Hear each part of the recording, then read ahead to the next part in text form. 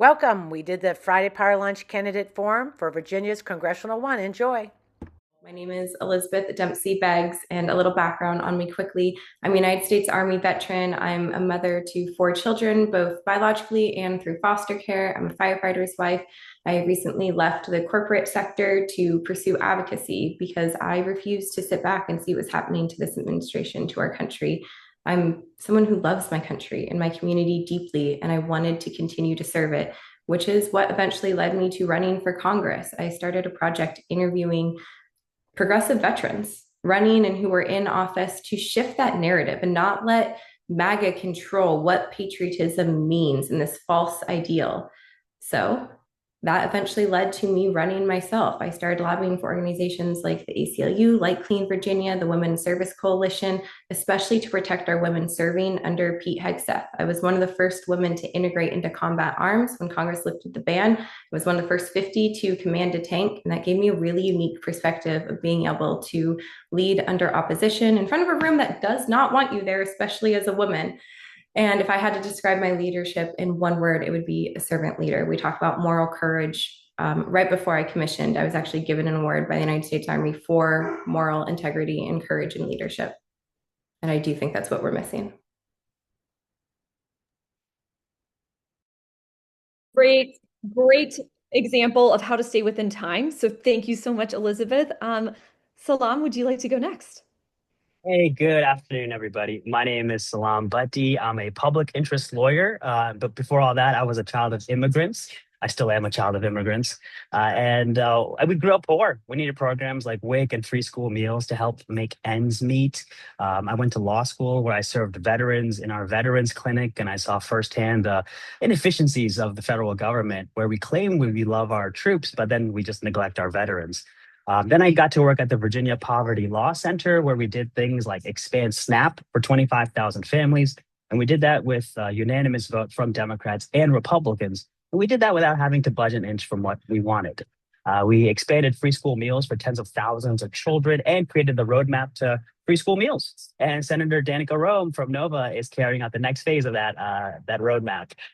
We also increased TANF cash assistance, temporary assistance for needy families, twice. And this typically is a program that helps single moms with two kids. And we repealed racist laws like the drug felony ban and fought a bad farm bill in Congress and against the big ugly bill as well. So all of this, made me realize that we need to get to the root of the problem and fight for Medicare for all, taxing billionaires, there's a trillionaire now too, and campaign finance reform so that we can really get a society that fights for working families instead of special interests. Word. That is what we call rural broadband, and that happens at my place too. So I get it. So thank you. Go ahead, Lisa. All right. There he is. Go ahead. Give him a chance for your. We just want your leader. You froze, but your leadership word. Yeah. What's your leadership? Leadership word is I had to ask my staff for this, and they said transparency. Fantastic. I love the shared leadership experience there. All right, Tim, over to you. Hello, everyone. It's really great to be here. Thank you so much for having me. This is my first time on the show as a candidate, so it's kind of surreal. I also wanted to say happy Juneteenth. I really appreciated the discussion with Ms. Morrison and Gayleen and Fennell earlier. It's important to remember this. I was raised by a historian. She's on here. Hi, Mom. And so I've been hearing stories about this too, and I just think it's really important to celebrate this day as a mark of how far we've come, but also remember the significance to really illustrate how far we still need to go, because that promise of equality is still under attack. And the progress has been made is under threat. And that's one of the reasons I'm running. My background is I've worked in politics, starting coincidentally as an intern in 2008 for the Obama for America campaign, where I believed in politics. But then I worked on too many campaigns where the candidates ran really hard, but then governed really soft. I was an intern for Senator Tim Kaine, where I remember talking to constituents about what we couldn't do for them. And then so I left and I became a community organizer. And I've worked in three things: education, because my mom is a teacher; economic fairness, because I want to know why in the richest country in the world, people can still work two jobs and not afford rent and groceries at the same time. And now I work in environmental justice, where I do two things. I fight Dominion Energy on their polluting projects, and I fight big tech on their data centers. And the thing is, you can't do what I do and think the system works for everyday people. It does not. And that is why my platform is about not just left versus right, but who has power and who does not. And that's why my leadership word is audacious, because I don't care about the odds. I care about what's right for the sake of doing what's right. And if we get back to that, we can have a better politics. And Tim, one word about your leadership. Audacious. Audacious. Fantastic. All right, Jason, over to you. Yeah, thanks so much. Jason Knapp here. So, I got into this because I grew up with a single mom who had me when she was 19. We survived because of the safety net, which wasn't even that strong back in the 70s, and it's just been cut left and right as we've watched this administration and Whitman, folks like Whitman, continue to cut it. And it's been unacceptable. That space gave my mother the ability to go to night school instead of having to take a third job and support me in my growth. And she survived. She ended up becoming a programmer at JPL and then at NASA working on the space shuttle program. And that service is what led me to wanting to join the Navy. So I was 9 years old when I decided I was going to join the Navy to give back, and spent 21 years serving my country there. I was a F-18 combat pilot. I was an executive officer at NATO headquarters. I met my wife on Capitol Hill when I was a defense fellow assigned to the Armed Services Committee. And now we have 3 kids under 10. And so, when we talk about affordability and the safety net, like I'm watching it, real time. One of the things I think is important is, our party, along with the other side, we've gotten into the point where politics is a career. That's not the way it should be. It's supposed to be about service. And that's what I'm about, which is why I already committed to only serving 4 terms in the House. I think that that's appropriate. It's what I teach my students when I teach government at American University. And I'd say that my word for this leadership is accountability. As a commander in the Navy, you are accountable for the decisions you make, and you should be. Fantastic. Thank you, Jason. And Shannon, over to you. Well, happy Women's Power Lunch. Love to see everybody. I am Shannon Taylor. I am the Commonwealth's attorney for Henrico County and want to be the representative for you in the 1st Congressional District. For those people who don't know me, I did win my first election back in 2011 when I flipped a seat from red to blue, and that was when Eric Cantor was the majority leader, and it was his handpicked person we defeated back in 2011. With my 3 elections after that, I just gained more and more support, and I do that with the support of Republicans and independents that go with those great Democrats here in Henrico County. And certainly every day, my job is to make sure that my community feels safe. And whether that is going in and prosecuting violent criminals and the people who are targeting our vulnerable communities, or coming up with new initiatives of how we can get people back on healthy lives, that's what we do every day. And certainly this time last year, we saw what the administration was doing, and we saw what Rob Whitman was doing. When he voted for that budget bill, after he said he wouldn't, he knew that by voting, he was going to be harming all the constituents in the congressional district. So knowing that we needed to be protective from him, I wanted to take him on and defeat him in November.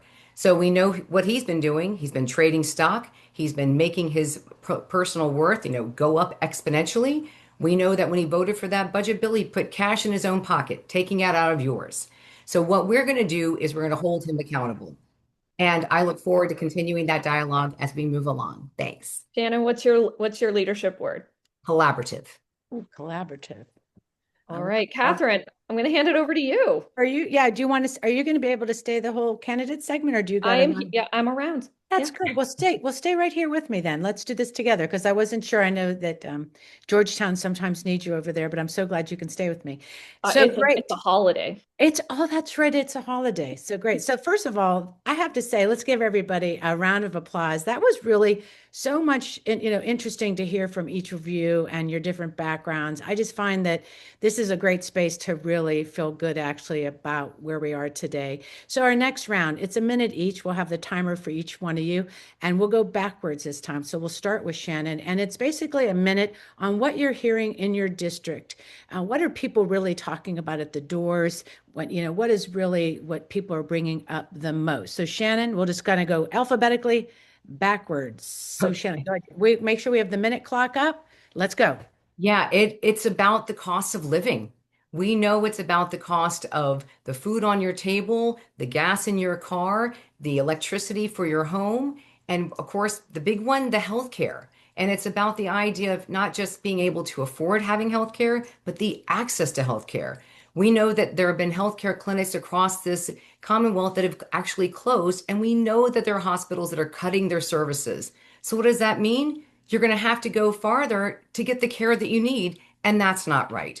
And what we also know is that part of that cost is due to corporate influence. And that's why we know that Whitman has been selling himself to the corporate interests, which is why I unrolled my, anti-corruption platform just the other day. I'm not taking corporate PAC money. I support the term limits. I'm going to make sure that there's no stock trading whatsoever. So we're not talking about what you can figure out on someone's economic financial storm. And we're going to continue to work for the people. Awesome. Jason, put that minute up. Yeah. So it kind of depends on where you are in the district, right? This district is primarily a rural district where, our family home is out in Northumberland, and then you have the city. And so depending on who you're talking to, the issues are slightly different. Now, I would agree that it is based off affordability, but it's also different types of affordability. We have food deserts in the rural parts. We have healthcare deserts in the rural part. We have broadband deserts in the rural part. The rural voters for a long time have been complaining that, both Richmond and DC don't get it. These are the issues that they have. So while it is affordability both at a federal level, this district for a long time has simply just been overlooked by the folks that are working in DC, as well as the folks that are working in and around Richmond. And I think that that's one of the things that they're also quite concerned about, is being actually properly represented. All right. Look at that. Good time. All right.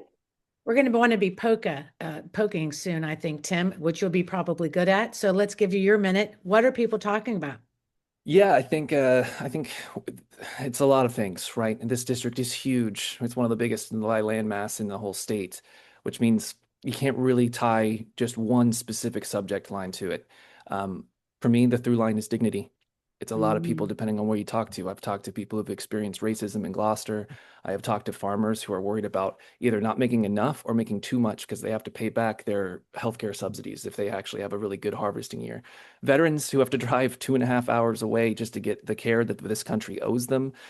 Ultimately, all of these people have a story where something is happening to them that is unfair and their leaders aren't listening to them. And that's what I think, if there's a theme that we should talk about, yes, it's affordability, but we also have to take what that means when people can't afford things, what they can't access basic goods, and that's dignity. Dignity is what I hear most of the doors. And when I tell them that Rob Whitman has enriched himself while so many people are suffering, that nothing drives them more angry than that. Nice. Thank you. All right. All right. I love it. I know we're all getting, really, we have to get the poker shoes on. I'll go to Salam and then we'll end with Elizabeth. Go ahead. So the top three questions we get at the doors are, how old are you? Do you take any corporate PAC money? And do you take any APAC money? And when I tell them I'm 40, it's no, and also none of the executives or the pro-Israel lobby donors, they're like, you've got our vote. Because voters are smart. They understand how when special interests own our elected officials, it impacts the affordability crisis. We saw the big ugly bill go through, and we saw the Fortune 500 companies do nothing about it because they were all in line with President Trump and the Republicans who pushed this forward. We saw the wealthiest humans in history get $1 trillion tax cut by cutting and gutting Medicaid, Medicare, and SNAP. It was the most brazen theft in human history that I've ever seen. And so what we need to do is we need to claw this back. We need to refund these programs and really improve them. And that's why people are very excited about our campaign, not only being a policy wonk, but being tireless in the fight for equity and dignity. Thank you. All right. We'll go to Elizabeth. So we've talked a lot about how large this district is, and that is very true. Every family has its own unique issue, and a lot of this is going to boil down to affordability. But it goes beyond affordability because that does look so different. Looks like we've lost our youth vote because we have generations of politicians telling them, oh, just work harder when we're not paying a livable wage. We allow corporations to exploit our labor to not pay a livable wage, and then we tax W-2 employees to bail out these corporations. So the overarching theme that we hear, it's trust, because there is no accountability. That's why the number one tenet of our campaign from the beginning has been accountability. No corporate money, no foreign interest money, only small grassroots donors to make this happen, and the hard work of people who actually care about their community. It's not a left versus right issue. It's people going to the polls in November and feeling they have the worst of two options because they are continually lied to. They elect people that say are going to help them, and then they just serve profits because that's where they owe. That's who they supported, not their people. All right. So a third round. Luisa, are you ready for the third round? I think this is a little faster. I will set it up. Sorry, I was talking to someone in I'm the happy back. to read the questions or the prompt, and then you just tell them how much time they have. So yes. So grassroots activists work really hard to elect Democrats. So I talked about the legislative work we do, but we spend just as much effort during the election cycle. Many have felt disappointed when some of our elected officials appear willing to accommodate MAGA rather than confront attacks on democracy, public education, civil servants, constitutional norms, civil rights, immigrant communities, and vulnerable Americans. Why are you the fighter voters are waiting for? Oh, I love this. This is really a good question. And it's 90 seconds. I'll put that in the chat for our audience and I think it's like, why should we trust you? Why are you the fighter we're waiting for? I think been asking that a lot lately, and Indivisible is looking for that in the primary. So we will just go back again. I'm going to just go straight in the middle to Tim and then just go ahead and potpourri it, Louisa. Sounds good. 90 seconds. Let's go. This is a great question. I appreciate it very much. And when you're a community organizer, you work closest with the people on the ground who are the first ones who have to suffer the consequences of decisions they had no power in making. That's one of the reasons I decided to run for office. And I can tell you, whether it's a lot of people on our side of things are very tired of the Democrats begging for power and then refusing to wield it when they get there. Whether that is through proactive policy that actually transforms and makes our lives better, or whether it's not holding the other side accountable with real consequences. That is what people need to see. And we have to just be willing to say, our party needs to be better than what we have now. And if you be able to translate policy by bringing people's lives better, making sure that we are fighting for people, and making sure that contrast is very obvious by saying we're the ones fighting for you. We have to make that through everything. And if we want to heal this nation, that also includes consequences for people, whether it's ICE and prosecuting the people for the worst perpetrators, or holding Donald Trump and his cadre of goons and bringing them in and questioning. Ultimately, how does somebody who's just going to be a rank and file congressman do that? I think that we need to make sure that we have a coalition of people who don't take corporate money, who want to hold our party accountable because they're our friends, and we want them to, I just ask them to fight hard than this. We need to get together and say, we won't vote for any Speaker of the House who does not agree to X, Y, and Z. For me, that's voting rights, that's protections for vulnerable populations, and that is fighting big money in politics. Because as long as we're not willing to fight big money in politics, we are not willing to fight for everyday families. That I cannot be convinced otherwise. Great. Okay. Just, no music. I said to cut the music so we can move quickly. So, Louisa, go ahead. All right. I think we're going to go to Jason. Yeah, thank you for this question. Look, a fighter is somebody who is willing to sacrifice, something. I have been doing that my whole career. I mean, I flew combat missions. I knew that there was a chance I could lose my life, and I was willing to do that. If you're going to fight, it means you're willing to lose. And you have to fight even harder for that. So, what are my fights? My fights, it's not for me. It's for my kids. I got 3 under 10. It's for folks' kids and grandkids. It's for the next generation of Americans that, we want to see prosper and do well. I mean, that's what, for anyone who's a parent, once that kid is in your life, your life is over to some extent. It's all about them. And so these are some of the reasons why, I've committed to 4 terms only. It's supposed to be a temp gig. It's not supposed to be a long-time career. I don't take PAC money like others. I don't take fossil fuel. I actually got into the clean energy space after I retired from the Navy because I wanted to, again, continue doing something with that.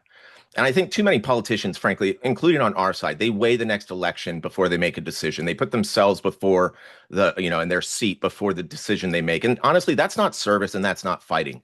It's shadow boxing. If you're fighting and there's nothing that you personally have on the line, you're shadow boxing. And frankly, I've gotten sick of it.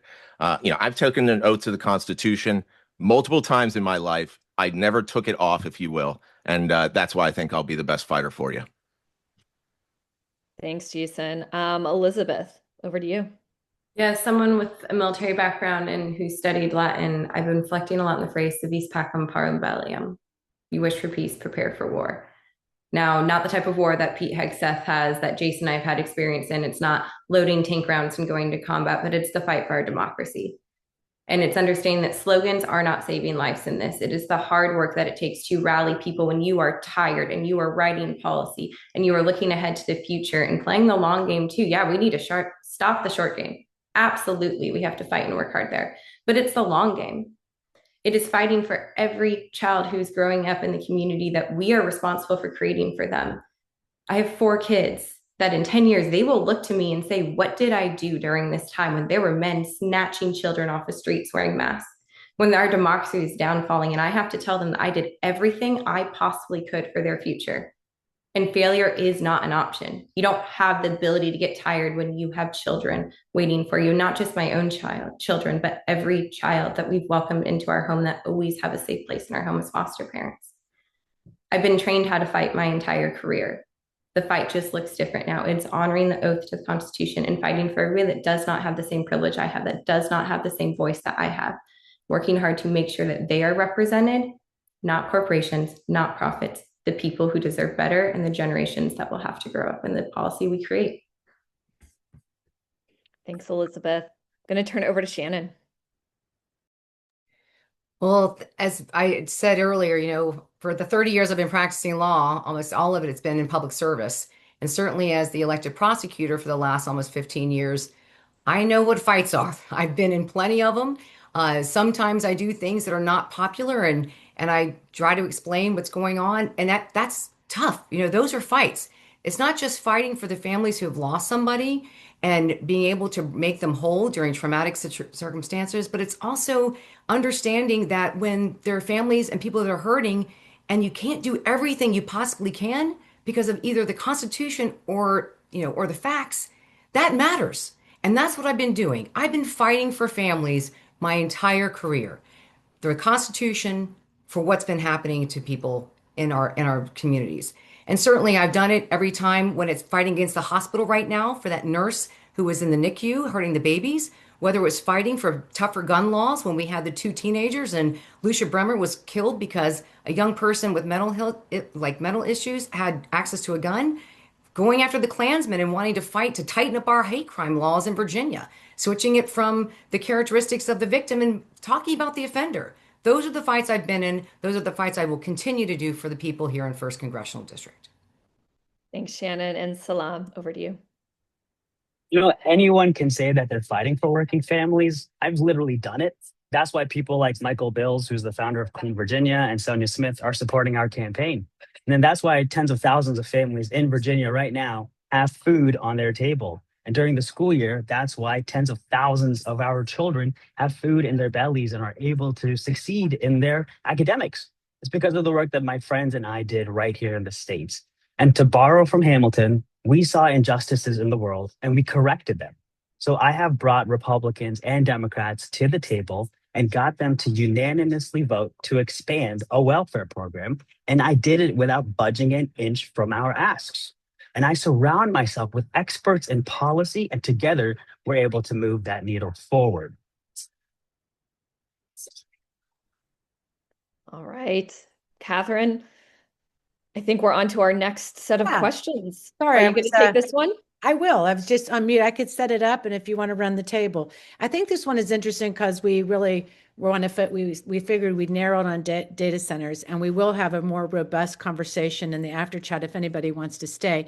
But in that sense, let me just set up that question real quick. Sorry, I just lost my place because I'm just doing too many things over here. Basically, we said data centers have become one of the biggest issues facing Virginia communities. Residents want economic growth and jobs, but they also worry about energy demands, water use, quality of life, transparency, environmental impacts, and local control. What is your approach to balancing economic development with protecting the communities you represent? What is the biggest mistake leaders are making in this conversation today? 60 seconds. We're going to narrow it down because we're on for time issues, but you're welcome to stay in after chat and go ahead and run that table. Louisa. Sure, let's go to Shannon. 60 seconds. Data centers are the genie out of the bottle, right? So they're here, and we know that there are local jurisdictions who are trying to rely on them for very important tax revenues. But that does not mean that we do not be responsible about how that growth is being done. And we know that data centers have got to pay their fair share. I mean, Louisa said at the beginning of this whole session, where are the enforcement of environmental protections? Why aren't we asking them to engage on solar panels, wind propellers that we can put on these roofs? What are we doing to be smarter about the development of that?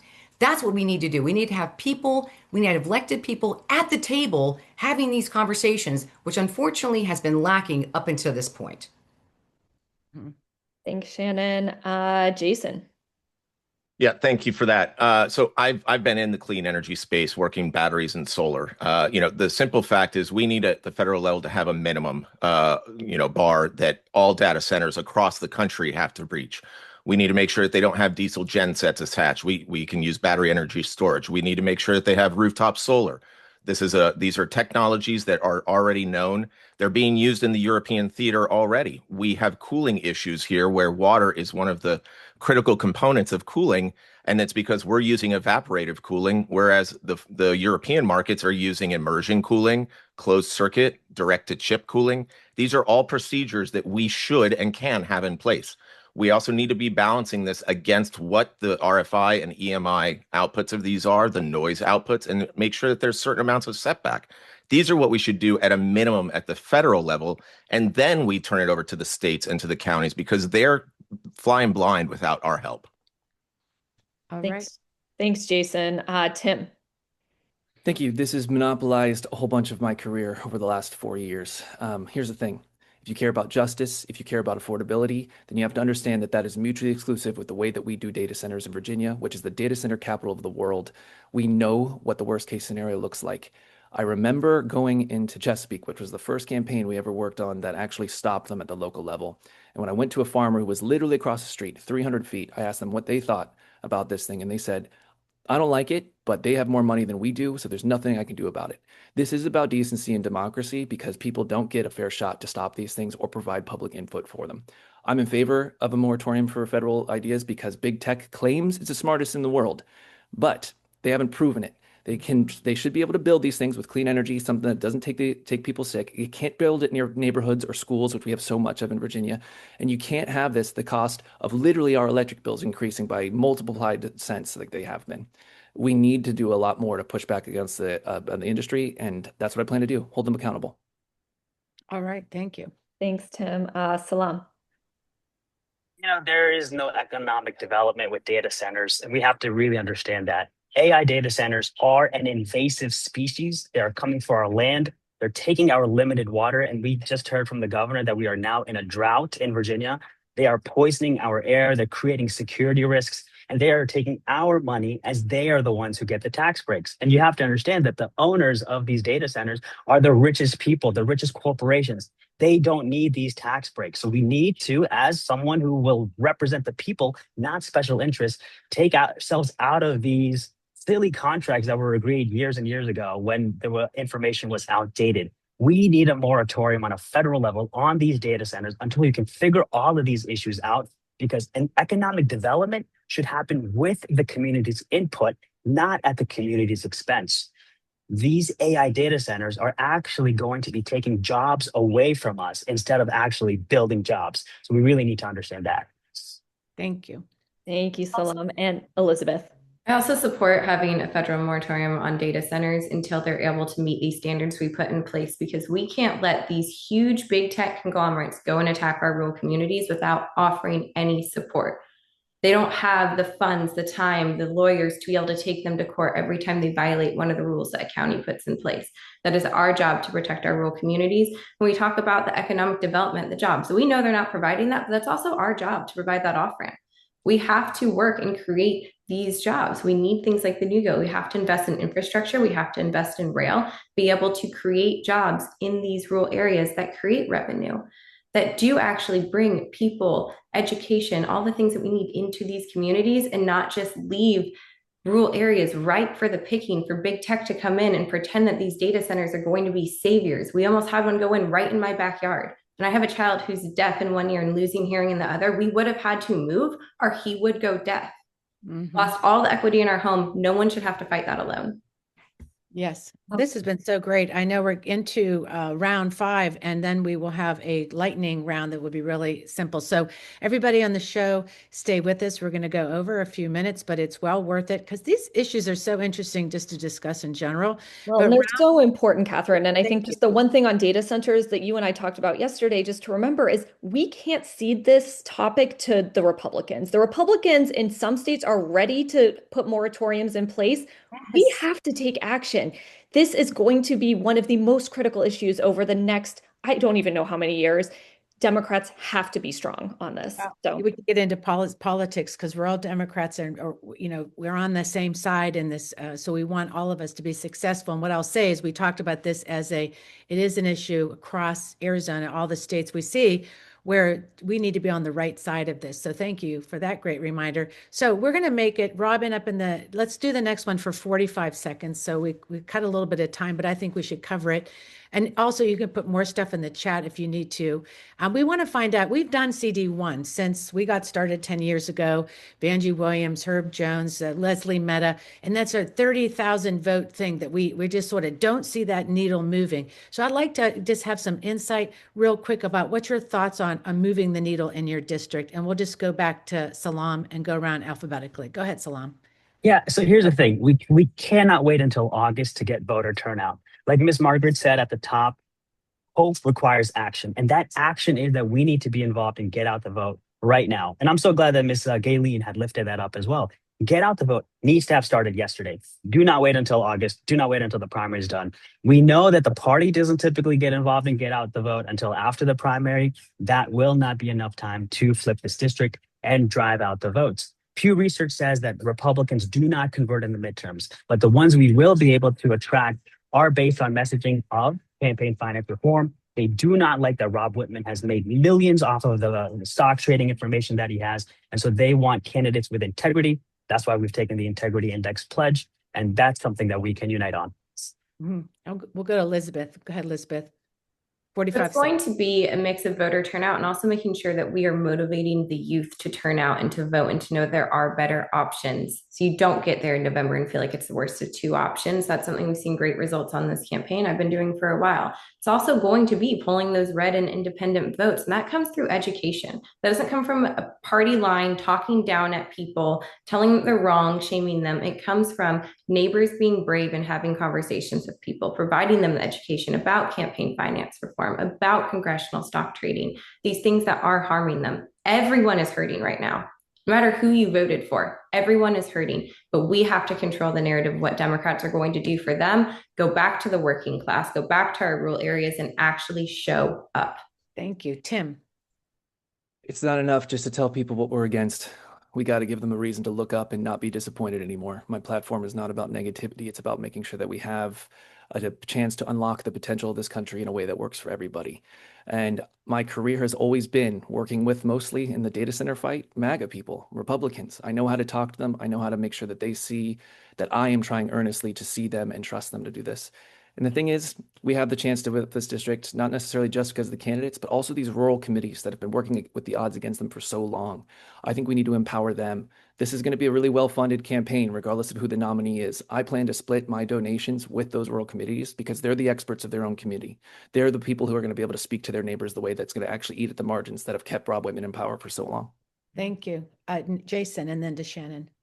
Yeah. So, I've lived my entire career working with Republicans because I was in the military. All of my friends fundamentally were Republican voters. And the thing is you have to earn trust. And this district does not vote. It does not vote based off of surrogates. It doesn't vote based off of money. And it doesn't vote just because somebody came out and spent $40 million on a referendum. I want to remind folks that the referendum failed in this district by 10 points. When you take out the Democrat strongholds, it failed by 28 votes or 28 points. And it doesn't matter how much money was spent or who endorsed or who the surrogates were. We actually have to get Republicans and independents to vote for the Democrat. And as a military guy who is living in that area, that's the way we win it. We can't just keep running the same old playbook. Thank you. Shannon. Getting out there, letting people know that you care, engaging. Again, I have won my race 4 times because I have independents and Republicans who have supported me. I have a track record to say that I show up, I engage. When I say I'm going to do something, I actually do it. And as a prosecutor, I can put on the evidence to prosecute Rob Whitman, and we're going to show that he is solely responsible for their pain right now. They need change, they need trust and accountability, and they need real leadership. And that's the message we're going to take to them. I love it. A round of applause for that last, and then our lightning round. And then, you know, me, I want to talk strategy with everybody here. One thing I did after talking to Andrew Miller, who looks at the data, she said, really, there's so many non-voters in CD1 is the problem. It's not Republicans as much as it is people that don't vote. How about that? So lastly, You want me to take this one, yes, Catherine? please go ahead. Thank All you, right, so Louisa. we're doing a lightning round, everyone. I think you're going to get 30 seconds. And the question is, and this is really important to us in the grassroots, if you are not the Democratic nominee, will you support the Democratic nominee in this district? And how will you actively help Democrats win Congressional 1 in November? And Shannon, we're going to start with you. Yes, and focus on beating Whitman. That is the mission. That is the only thing we have to do. So whoever the Democratic nominee is, we go out there, we knock doors, we tell people that Rob Whitman is the reason for their pain, and let's go change the leadership for them, people fighting for them, not self-interest. Thank you, Shannon. And Jason. Yeah, sure. Of course. I think it's an easy question to answer. You know, Whitman's been there for 18 years and we've gotten nothing for it. In terms of, you know, what I'm going to do, I'm going to bust my butt in this primary so that I win the primary and you have the best chance of winning in November. But all kidding aside, obviously, it really just comes down to being there, door knocking, being in people's, you know, living rooms, being in the rooms where people have these concerns and helping to push forward the Democratic message. Thanks, Tim. Rob Whitman represents everything that's wrong with our politics. And I know that because the first time I could vote in 2008 was the first time he was on the ballot. I know his record like the back of my hand. He's always been this awful. But of course, I'm going to support anyone who wins this nomination because we need to get rid of that. But it's not just about supporting this campaign. It's about supporting change across this state. I remember Network Nova in 2018, I think it was Virginia is my district. That's how I feel. That's what I'm going to do. I'm going to work tirelessly regardless of the outcome of this primary and make sure that you all have my support because you are the reasons that we've been so successful. Thank you, Tim. Elizabeth. So entering this race, the goal is not for me to have a title or to bolster my career or make it about me. It is to make it about a better future and to actually bring it back to a country that we can be proud to be from. So absolutely, whoever the Democrat nominee is, I will be working just as hard for them as we have been to build up this grassroots campaign. There's no question there. And if anyone has any hesitations that they should not be in this race. This is not about ego. This is not about title. This is about the future of our country and democracy being on hold. So we will do everything we possibly can to get Whitman out and pick up the seat. Fantastic. And Salam. Yeah, absolutely. We'll support the Democratic nominee and hold them accountable to the people of the district, not to the party. The people care about how the Democratic Party hasn't spoken out about the genocide in Gaza. We need to make sure that we call that out and refuse to fund Israel committing this ethnic cleansing. Now, the way we're going to help people win is that we have to understand the party is polling lower than the fascist president. To win in November, we have to stop playing it safe in June. We have to give people a reason to turn out the vote. So we're going to be helping with getting out the vote for sure. Wow, Catherine, that was great. Ending. I would say because I think we should do this all the time. I think it's really great exercise for us, like in the sense of what really matters. And you guys are on the ground. We know how hard it is to run. We are here for all of you. And we just appreciate you all standing up for Virginia and just for your country and for your service. So thank you all for being here. For people in the room, if you want to stay in the after chat, some of the candidates may stick around, but we will be having a special thing on data centers first. And thank you all. And we are just going to wrap up the show. So Louisa, you can stay with us too, or maybe you get I will stay for a bit, but I just want to say to the candidates, the one thing that's so important to us, especially in congressional years, is how we're supporting all of the candidates on the ballot. So you're going to be the top of the ticket. We need you to also show leadership in helping support everybody else who's going to be running, particularly at the local level, because those are the unfunded races, and still make the biggest difference for our citizens and our Virginians across the Commonwealth. So please, I hope that is something else we can ask you to commit to. Hey, Catherine, hi. One other thing. This has really been awesome. And I wanted to say, not just will you stay and support the candidate, but whoever wins, will you accept the help? I always say that no one is as smart as all of us. And listening at all of you talk about the different levels of expertise, it will require all of that. No one has it all.